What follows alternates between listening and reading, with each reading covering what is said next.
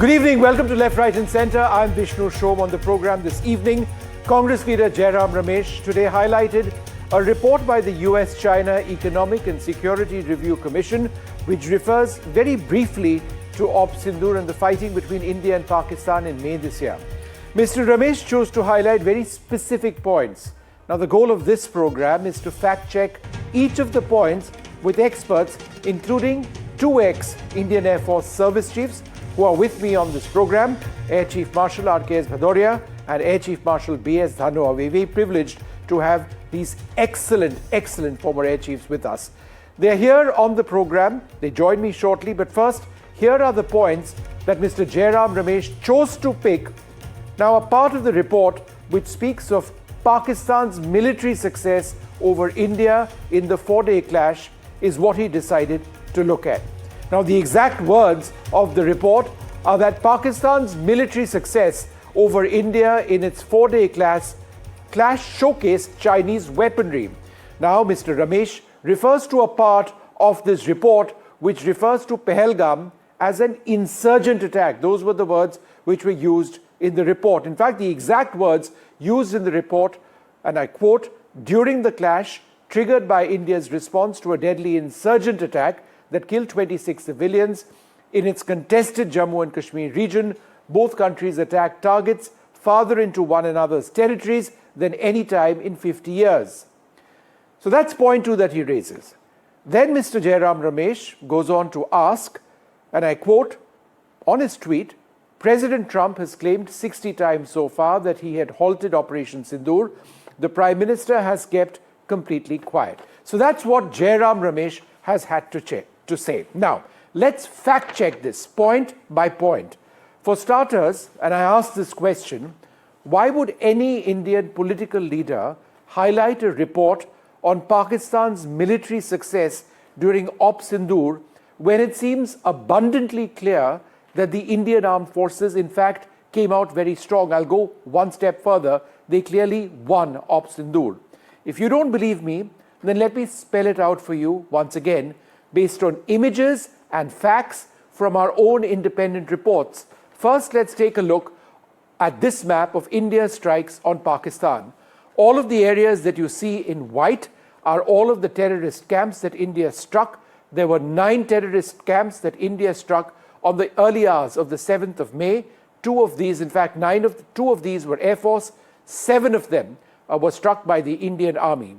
All of the areas that you see here in yellow, Rafiki, Chunia, Sargoda, Murid, Noor Khan, Rahim Yar Khan, Sakkar, Jacobabad, Bholari, are frontline Pakistani bases. These were struck on the 9th night and on the 10th morning. And there have been a few other areas which appeared in orange, which on the basis of further reports which came in, seem to suggest that India's attacks went into other areas, including Hyderabad, Chhod, Bahawalnagar, Jhang, Attock, Peshawar, etc. Now, these are all areas that India has struck. Now, if you don't believe that these were areas that India struck, let me explain to you once again. The question is this: if the Indian Air Force and Army did strike these ground targets, as they did, why would a Congress leader decide to pick up the words Pakistan's military success over India? Because that's what he's done in that tweet. Could it be that India did not hit these targets? Well, judge for yourselves. The images you'll now see are images I've personally brought viewers. High-resolution satellite imagery from Maxar, which is now called Vanter. So, judge for yourselves, and we'll go through this imagery one by one. Firstly, Bahawalpur, one of the major terrorist centers which India struck on the 7th of May. A precision-guided weapon went through the dargah over here, destroying it completely. The next image is of Muridke, that's another terrorist camp. This is an image of the 9th of April 2025, before the strike on Muridke, and this is an image of after. This entire structure over here has been destroyed. It has completely collapsed, as these images show. One was the Lashkar-e-Toiba headquarters, one was Jaish-e-Mohammed, Bahawalpur and Muridke. The next image is of Kotli. This was possibly struck by the Indian Army or the Indian Air Force, they won't tell us. But this is a terror camp a little way across the line of control. This is an image of the 3rd of October 2024 of the Kotli Gulpur camp, right in the middle of a forest. It's intact. And over here, on the 14th of May 2025, it's been destroyed in two, either by a precision-guided missile, possibly a drone, or possibly even guided artillery using the Excalibur shell. The next picture is of Bholari. This is perhaps the most striking of all of the images. This is an attack that took place on the 10th, the final day, shortly after which Pakistan came to the ceasefire table. That's important to remember. It was Pakistan that came to the ceasefire table. This is a hangar where there was an AWACS aircraft. That AWACS aircraft inside has been destroyed. The hangar completely destroyed as well. So again, the question is this: why has any leader in the country chosen to look at a foreign report which questions, in a sense, the success of India's military operations? Let's keep going with this. Let's take a look now at Jacobabad. The Indian Air Force is absolutely convinced that there were about 4 odd Pakistani F-16s on the ground over here in this particular base. It's a maintenance facility for F-16s. Those planes would have been destroyed completely. This is what the Air Force is convinced about. Sakar, as you can see over here, this entire hangar has collapsed, severe structural damage. There is vegetation burn that you can see, all the black areas over here. This was believed to be a UAV hangar. Is it standing? It's not. These are independent pictures which I procured from Maxar several months back, and it's amazing that one still needs to play these out. The next image that you will see is of Sargodha. This is one of many images. I'll just show you one. An attack which took place on the 10th. This is in the runway, right at a cross point between a taxiway and the runway. This is several meters deep. It looks smaller here. It's in fact much bigger, and it rendered this primary runway completely inoperational in PAF base Mushaf in Sargodha. That's a primary base of the Pakistani armed forces. Murid, the next image, is particularly significant, I would suggest. You can see a small crater over here. Let's zoom in to this little mark over here. It's not that small, in fact. It is 3 meters wide, and it is just 30 meters away from this area. And this is an entrance, as you can see. This is an entrance to an underground facility. This is likely a node for communications of the Pakistan Armed Forces, which lie underneath this. This was a penetrator warhead which went straight in and devastated this entire area, likely destroyed it from the bottom up. Another image of Murid that you see over here shows damage on the roof. Tiny little holes on the roof, right? During Balakot in 2019, when journalists like me pointed out the existence of tiny holes in satellite imagery which could be seen, people didn't believe it. This time around, there is no doubt about the fact that this is roof damage, a roof section which is caved in, a weapon has gone in, perhaps a penetrator warhead similar to Balakot itself. Noor Khan, the final airbase that I'll show you over here, this is what it was on the 25th of April 2025, the Noor Khan airbase. Zoom in over here. These are in fact 2 trucks that you can see. There are awnings on either side. This is the cab section, the front section of the truck. This is the front section of the truck. This is believed to be a command and control center. There may be something underground here as well. And this entire site, go to the 10th of May, that's after India's strikes, it's been completely destroyed. This is all that remains of one of those trucks, special purpose vehicles that we were talking about. So why again does any leader in the face of this actually make the point that, has India really struck based on one sentence in a US report? In fact, quite apart from the pictures, the IAF chief has on record stated that 6 odd Pakistani aircraft fighters and an airborne early warning aircraft, possibly an electronic intelligence aircraft, have been shot down. Multiple Indian Air Force officers have confirmed this on the basis of radar tracks that they have cross-checked of Indian Air Force surface-to-air missiles hitting Pakistani airborne targets. So let's therefore move to the next point Mr. Ramesh makes. that the US refers to Pahalgam as an quote-unquote insurgent attack. In other words, to point out perhaps that the world has not really taken notice of the seriousness of the incident. It's just an insurgent attack. Now, is that correct? Let me fact check. In fact, the US has taken notice of this as a terrorist incident. In July 2025, a few months back, the US Department of State designated the Resistance Front, TRF, the Lashkar-e-Toiba proxy that initially claimed responsibility for Pahalgam, as a foreign terrorist organization and specially designated global terrorist entity. The exact quote from the US report is this: the TRF, a Lashkar-e-Toiba front and proxy, claimed responsibility for the April 22nd, 2025 Pahalgam attack. This is in fact the web page where this has been taken from, the terrorist designation of the Resistance Front. It is the United States Department of State. They are referring it to this as a terrorist organization, not as insurgent. The quote goes on to say this was the deadliest attack on civilians in India since the 2008 Mumbai attacks conducted by the Lashkar-e-Toiba. These actions taken by the Department of State demonstrate the Trump administration's commitment to protecting our national security interests, countering terrorism, not insurgency, and enforcing President Trump's call for justice for the Pahalgam attack. Therefore, this wasn't any insurgent attack. So, it was quite clearly a terrorist attack. Finally, Mr. Ramesh says, and this is his quote not linked to any report, and this is what he says, quote, President Trump has claimed 60 times so far that he had halted Operation Sindoor. The Prime Minister has completely kept quiet. Has the Prime Minister kept quiet? Here was the statement of the Prime Minister, Narendra Modi, on the floor of the Lok Sabha on July 29th. Listen to it yourself. 9 तारीख को रात को America के उपराष्ट्रपति जी ने मुझसे बात करने का प्रयास किया। वो घंटे भर कोशिश कर रहे थे, लेकिन मेरी सेना के साथ मीटिंग चल रही थी, तो मैंने उनका फोन उठा नहीं पाया। बाद में मैंने उनको कॉल बैक किया। मैंने कहा कि आपका फोन था, 3-4 बार आपका फोन आ गया, क्या है?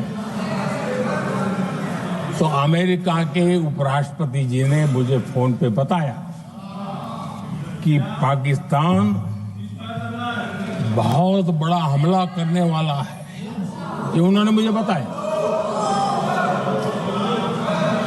मेरा जो जवाब था,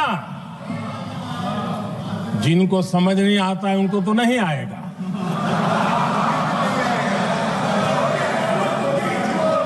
मेरा जवाब था, अगर पाकिस्तान का ये इरादा है तो उसे बहुत महंगा पड़ेगा। Clearly, therefore, from what the Prime Minister said, and you heard it there, that not only did he not bend under US pressure, he told the US Vice President that if Islamabad escalates, we will hit even harder. Did he do that? Did India do that? Yes. Both of the targets on your screen, the satellite images right there, were hit on the 10th of May, right? So after that phone call between the Prime Minister and J.D. Vance. So once again, why would any leader in any political party question what is absolutely obvious? Where is the doubt in any of this? Joining us now, Air Chief Marshal B.S. Dhanoa and Air Chief Marshal R.K.S. Bhadoria, two excellent officers. Thank you both very much for being with us. Air Chief Marshal Dhanoa, if I can come to you first, sir. Simple, straightforward question. Did India lose Op Sindoor? See, winning and losing depends on what are your military objectives. Did we achieve our military objectives? The answer is yes. We hit the terrorist infrastructure and thereafter we hit the airfields right across Pakistan. Did they achieve their military objectives of stopping us? They say that from the beginning they have been saying that the primary mission of the Pakistan Air Force is air defense. If the primary mission of the Pakistan Air Force is air defense, then how about defending? But they couldn't stop us when we attacked the terrorist camp, and they could not stop us when we hit all their airfields right across the length and breadth of Pakistan. So that is winning and losing. It is not counting beans you lost 10 and I lost 3. If you are saying you are defending a hill and you lose the hill feature and you say I have not lost anyone but I killed 4 enemy soldiers, you call it victory.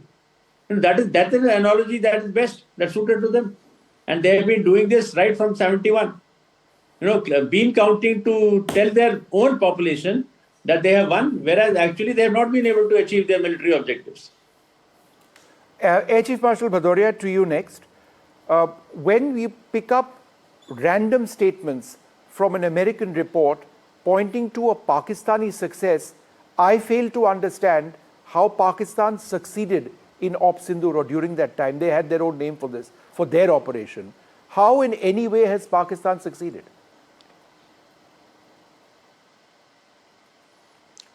It is so unfortunate that some leaders just look for any excuse, any statement, any pick up any word, especially said in the US, and look at what is being highlighted, that Pakistan's success and that indication that it is not, it's an insurgent attack, it is not some kind of terrorist attack. So this is just to pull down the achievement of the government, the tremendous success of Operation Sindoor itself. There is absolutely no doubt. The kind of pictures you have shown, it's all open domain pictures. It's available everywhere. It has been analyzed time and time again, and you have summarized the whole thing so clearly. All the 9 terrorist targets, all the targets hit thereafter, especially on 9th and 10th. So there is absolutely no question of even talking of Pakistan's success. Like Chief Marshal Dhanwar just said, they have failed at every step. They couldn't defend our strike on the terrorist target. They couldn't defend thereafter. And our combination of S-400 and Rafale have virtually kept the Pakistani Air Force on ground throughout 8th, 9th and 10th. They were never there over hours of operation done over 9th and 10th. And we are hitting right across their country. Look at the expanse. And therefore, this statement, some of these leaders just find any word and any excuse, and it's really, what should I say? It is bordering on anti-national, if I have to put it in a nutshell, that you should pick out some words out of a report, out of so much out of context, and you haven't understood what the report itself is meant for. The report is meant for, it's a US report meant for their national security concerns and lessons and what they need to do in terms of their bilateral relations with China and what they are doing with China. And the whole focus is on Chinese equipment, Chinese this thing. So to pick out something like this and try to highlight, and actually they want to say that it was an insurgent attack and not a terrorist attack, and we haven't done so well. And these must be called out. I'm so glad that you have summarized our achievements and our targets from open source pictures so clearly, while the same has been done officially by our reports and by the Indian Air Force in their briefings. There is absolutely no doubt in my mind, and it is time that all the leaders and all the people who follow this approach of questioning our success are really questioned by the people. Air Chief Marshal Dhanwar, there is a misperception, and perhaps it extends to our political class, that a military conflict between India and Pakistan is a T20 match. This is an extremely advanced air force that they have. We have an extremely advanced air force. There will be losses in this sort of conflict. Therefore, to assume that this is going to be, a one-way sort of show isn't correct. There are military objectives. You achieve that. You don't count a loss as a wicket down and a hit as a sixer. It doesn't work that way for militaries, does it, sir? You see, a victory is a victory. You can't say, okay, I won by 10 wickets or I won by only 2 wickets, but you won the World Cup. Okay, bottom line is that. So they always do bean counting, and they do bean counting to hide their failures, because you see, they garner most of their, the same report that you are quoting from, 735 odd pages, has got only 3 paragraphs on South Asia. And out of those 3 paragraphs, you're making a big issue out of it. It's hardly an issue. If you just go by the foreign press, let me give you one more quote. A Newsweek article on 15th of October 2025. India overtakes China in World Air Force ranking. This is the true value ranking of quantity of aircraft and air defense capabilities by the World Directory of Modern Military Aircraft. This is quoted by Newsweek. Now, how come India has overtaken China? Because China has got more aircraft than us. China has got more AWACS than us. China has got two types of stealth aircraft already in service. Then how have we overtaken? We have overtaken because they feel, the Americans, the same country, they feel that Indian Air Force has proved itself to be more effective in Op Sindoor, and the Chinese weapons in the hands of the Pakistanis has proved to be ineffective. So basically, what have they realized? They've realized that Chinese weapons are ineffective. That is why in the true value rankings, Indian Air Force has gone up and the Chinese have come down. And India now they count it as the third most, effective air force in the world. I mean, how has that happened? So you see, it's not that we're going to rest our laurels just because an American has said it, But yeah, if you want to quote from foreign press, you can always have a different point of view. No matter, you can't be selective in quoting from one particular source. Sir, that sentence is on Pakistan's military success over India in its 4-day clash showcased Chinese weaponry. If you add all the words together of that sentence, there are a few more words. It's only approximately 13, 14 words in that entire 750, 800-page report.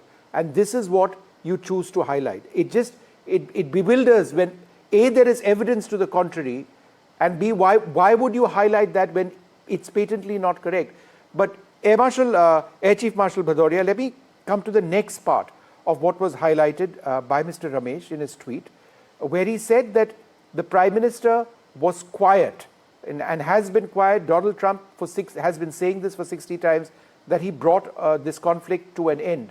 I played out a clip of what the Prime Minister said on the 29th of July, right, in Parliament in a debate on Op Sindoor, where he quite clearly spelled out that no, J.D. Vance called me. He said Pakistan was aiming for something big.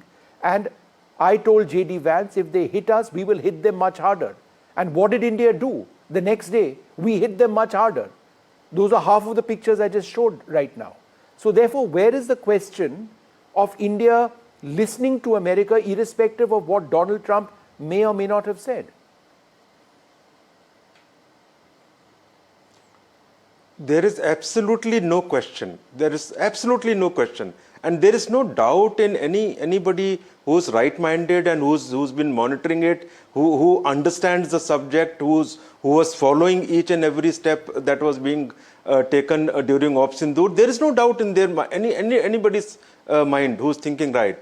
So these are just again picking up some words and putting question marks and hoping that somebody will listen to this kind of nonsense. But let me tell you, even before Honorable Prime Minister made that statement in the Parliament, the government had clearly spelled out those MEA briefings are official briefings. They are on part of the government. The briefing by our three services reps that was being done, these are official briefings. So what transpired, what happened, and after Op Sindoor stopped, when all this was going on as to how it stopped, very clearly official statements were made.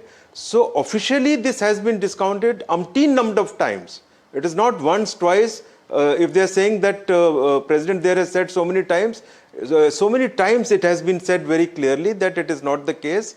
And DGMO from Pakistan called up, at what time he called up, how many times he called up, and how it stopped, everything was clearly spelled out. So there is no question, there is no doubt about it. These matters keep coming, they take up any excuse and gleefully start tweeting it, getting another chance to rake up the same issue in some manner or based on some statement here and there. So I think it is just trying to rake up the same subject over and over again. The important part is, I think, as a nation, members of important political parties must understand that the people who take advantage of such things are all sitting across. You know, the people who are supporting the terrorists, the terrorists themselves who are, undertaking these activities, they are seeing success that, look, our actions are creating these kind of rifts, and people from political parties and, parties who've been in power, they are kind of fighting with the government and taking their side or supporting them, and also pointing out the success of Pakistan. So we have to be very careful. We have to draw a line what is in national interest and what is not. Even when things are to the contrary, we have to be careful of what we say. Here it's a clear-cut case of outright victory, outright success, clear photographs, clear evidence. There is no question of saying such things. We have to be united on these matters, and there is no question of putting up these kind of fronts or these kind of doubts in anyone's mind. In fact, sir, we are being united on the basis of fact. We are not being united on the basis of something we've just thought up. I mean, the evidence is absolutely clear. And Air Chief Marshal Dhanwar, to the tricky question. Absolutely. Sure. And Air Chief Marshal Dhanwar, to the tricky question of losses, because on social media in Pakistan, they have claimed any number of Indian planes have gone down. If you believe them, then we have lost every single Rafale in Indian Air Force service. Be that as it may, there is a very clear explanation that the Air Force Chief, the Vice Chief and others have given on the issue of losses. They don't want to talk about losses, not because they are in denial about it, but because they don't want Pakistan to know about the extent of losses, number one. And number two, they point out that world over, when there are conflicts, don't let there be no assumption that air forces fighting do not necessarily reveal their losses just then. The key point is that all of those who were potentially impacted walked away. This is what the Air Force explained as well. Therefore, this is something that needs to be understood. You cannot misunderstand that and use that and say that we've gone and lost this. That's not the case, is it? See, in any operations, losses will take place. And nobody, in no operation, if you could say 71 or you're saying you don't start admitting your losses, in the middle of a conflict. So whatever, I'm not saying, because see the losses, how many have taken place, have taken place at all or no, is the prerogative of the current chief. All that I'm trying to say is, you count, we have to look at the Air Force, that did Air Force go and achieve its objective or no? If the answer to that is yes, then the nation should be reassured that we have done what we set out to do. If the answer to that is no, then we need to be worried. And similarly, did the other side achieve its objectives?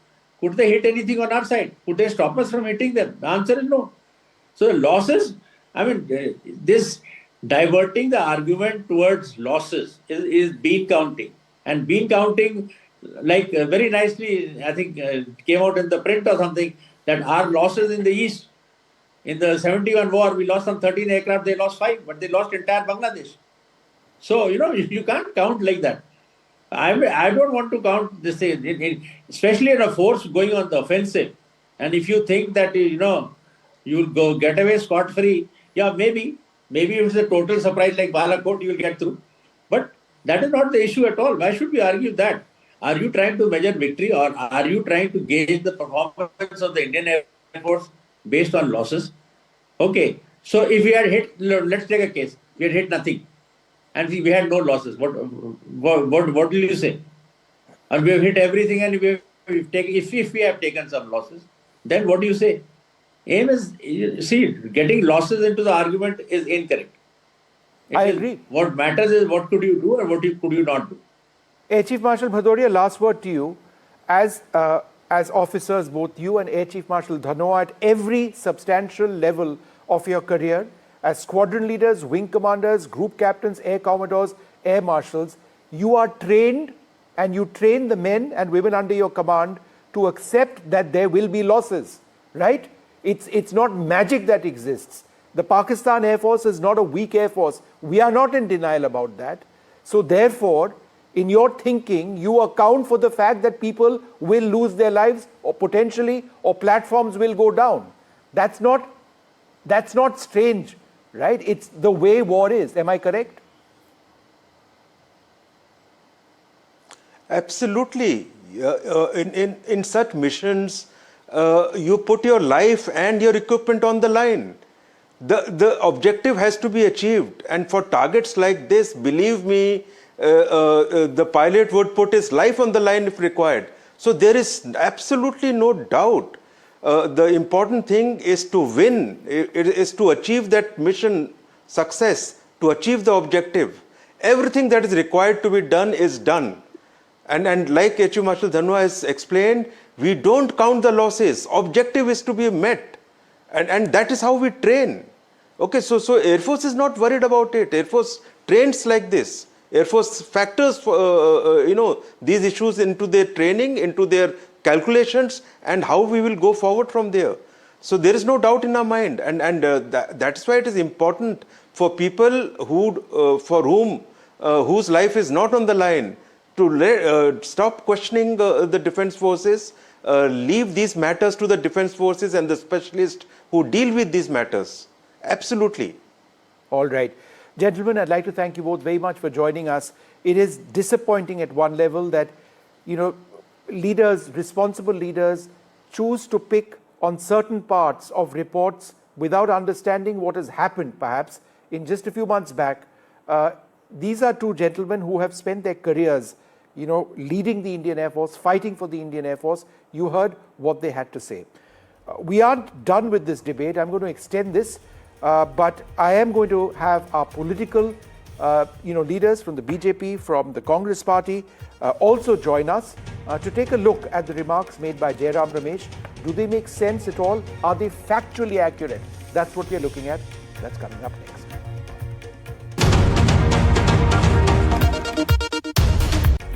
Welcome back. The Congress leader Jairam Ramesh today highlighted a report by the U.S.-China Economic and Security Review Commission, which refers very briefly to Op Sindoor and the fighting between India and Pakistan during May this year. Mr. Ramesh chose to make very specific points. What we've been trying to do is to fact-check each of the remarks that he's been making.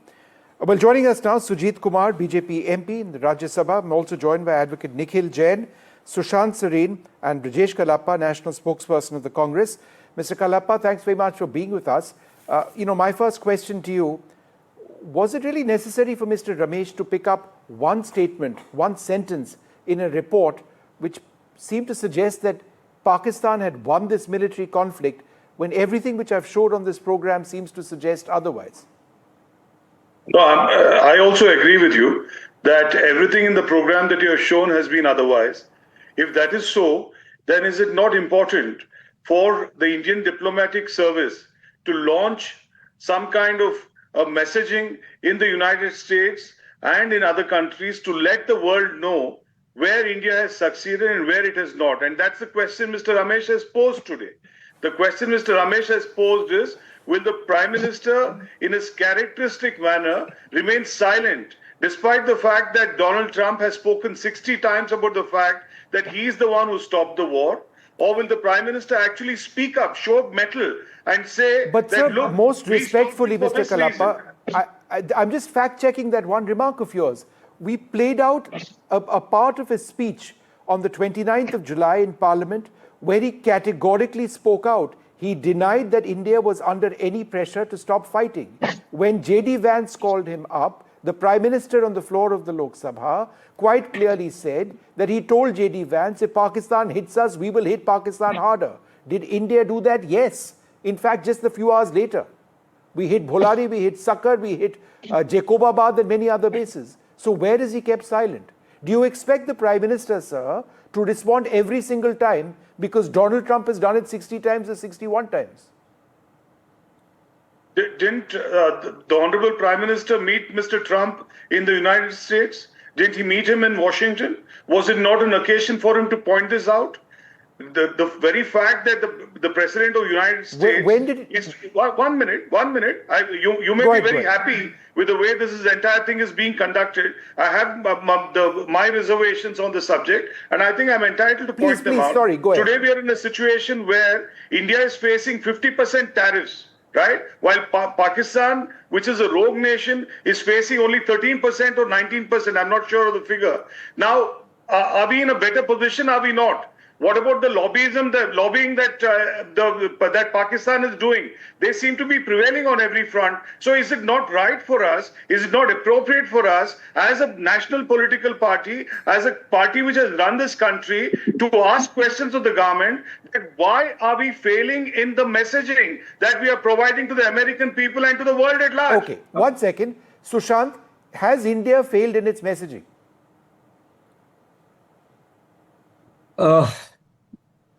To an extent, yes. I think we've botched up the messaging bit, and I don't think there's any denying that.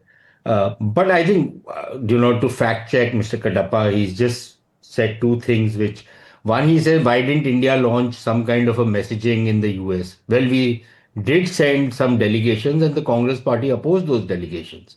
There were members of the Congress party who very ably represented India, but the Congress party seemed to be very angry with them going and batting for India. So I don't know what was happening in the Congress party. Second, Mr. Kadapa says that Mr. Modi met Donald Trump in the US.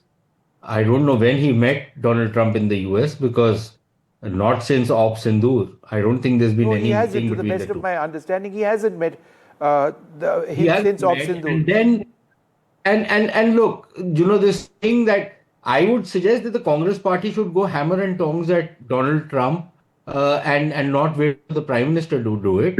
There is something to be said for opposition parties going after other countries' leaders. I don't know whether it's proper for the Prime Minister to fact check Donald Trump because Donald Trump has been saying different things at different times. Now you want us to fact check him at every time officially by the government of India?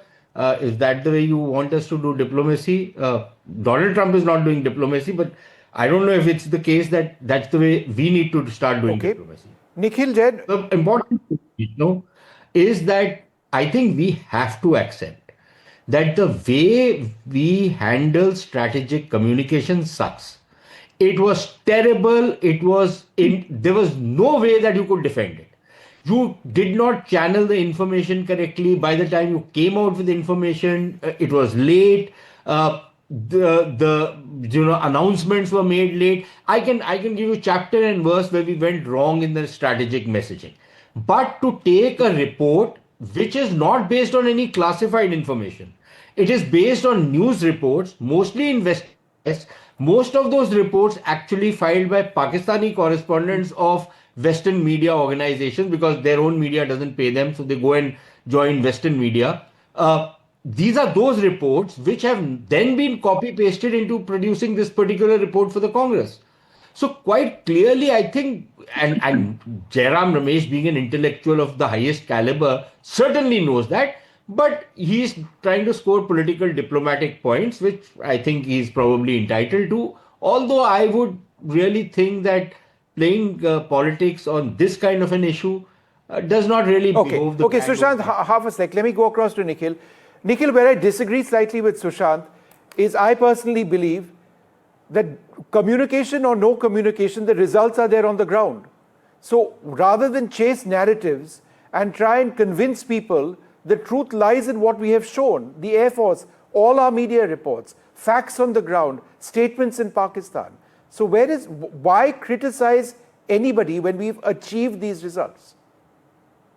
Vishnu, there's no doubt about the fact that our forces have achieved these results, and I'm very glad that NDTV is actually putting out the visuals for everybody to see. I was very glad when you do that for those villages that were made across Arunachal. And that's the point. When a private news channel can do it, when the private news channel can create that messaging that no, our Indian forces targeted, hit at the right targets, why can't the government of India, with all its infrastructure and all its might, not do it? And just to fact check Mr. Serene, the United States-China Economic Security Review Commission can access information, classified information available with the Department of Defense and the CIA and other federal departments.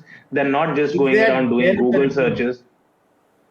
I'm sorry? Go ahead, Nikhil. Half a second. Sushant. It's there in the charter. It's there in the charter. It might be there in the charter, but look, have they said that a certain part of the report is from classified information? No, they haven't said that. They have only. Do you expect them to say that? News articles. The only reference. Have you seen the report? You just said Mr. Serene, you just said that the Review Commission only looks at newspaper reports, but that is not the case. They do have access to classified information. Now, how they're basing the report and what conclude? Are they going to mention that we are looking at classified documents X, Y, Z, and this is how we are drawing those conclusions? But that's besides the point. All right. We can run into technicalities, but let me make the broader point that I was trying to make.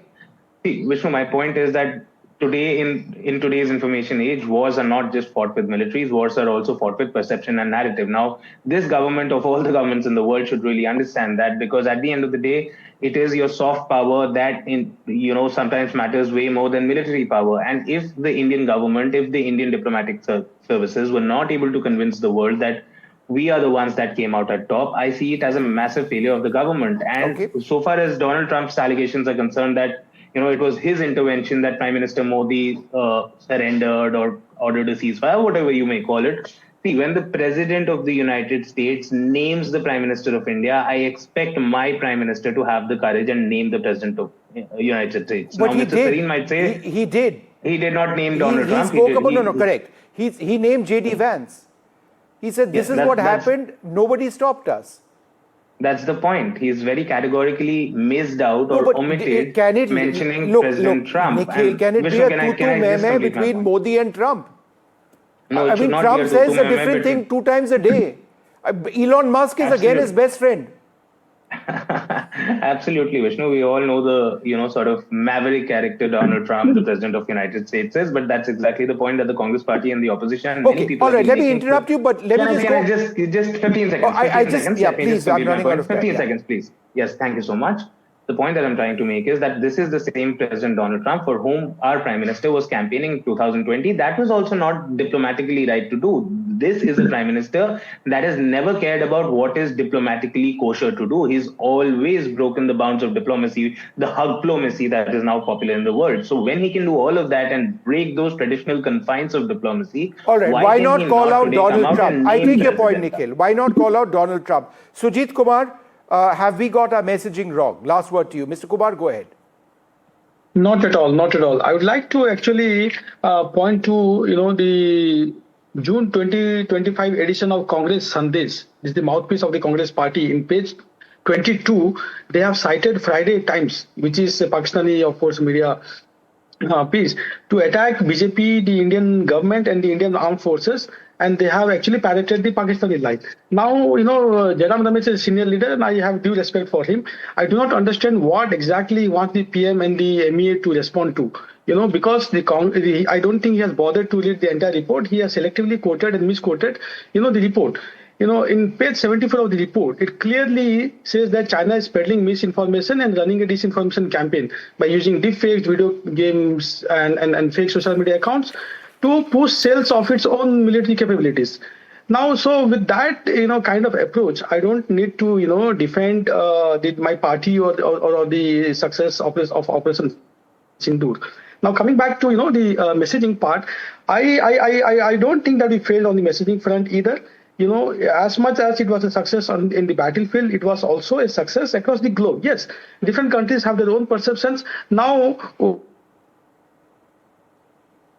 all right, apologies over there. We've lost that line with Mr. Sujit Kumar. I'm also out of time on this program. I'd like to thank you all very much for being with us. Is a conflict between India and Pakistan a military one about messaging and narratives, or is it about facts on the ground? I think that's a larger issue. We'll leave it at that. Thank you very much for watching this extended edition of Left, Right and Centre.